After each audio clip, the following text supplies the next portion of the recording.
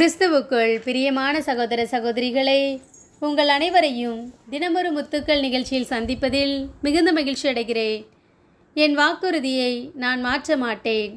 திருப்பாடல்கள் 89ஆம் அதிகாரம் 34ஆம் வசனம். என் உடன்படிக்கையை நான் மீற மாட்டேன், என் வாக்குறுதியை நான் மாற்ற மாட்டேன். பிரியமானவர்களே, மனிதர்கள் இன்றைக்கு ஒன்று பேசுவார்கள், நாளை ஒன்று பேசுவார்கள். ஆனால் நம் தேவனோ வாக்கு மாறாதவர். பொய் சொல்வதற்கு கடவுள் மனிதன் அல்ல. மனதை மாற்றிக்கொள்ள அவர் ஒரு மனுபுத்திரரும் அல்ல. அவர் சொல்லியதை செய்யாமல் இருப்பாரா? அல்லது உரைத்ததை நிறைவேற்றாமல் இருப்பாரா? அவர் சொன்னதை நிச்சயம் நிறைவேற்றுவார். உங்கள் வாழ்க்கையின் தேவையான நேரத்தில் அவருடைய வாக்குத்தத்தங்களை பற்றி பிடித்து கொண்டு ஜெபியுங்கள். அவர் தம்முடைய வார்த்தையின்படியே உங்களுக்கு அற்புதம் செய்வார்.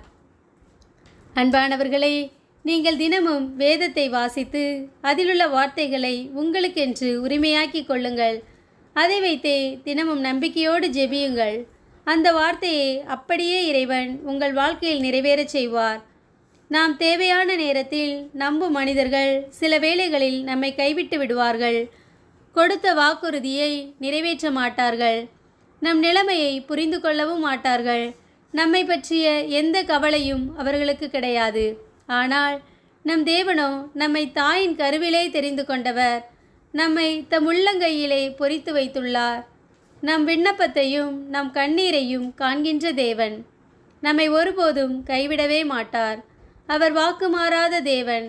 நம்மை குறித்து கொடுத்த வார்த்தையை நிச்சயம் நம் வாழ்வில் நிறைவேற்றுவார்.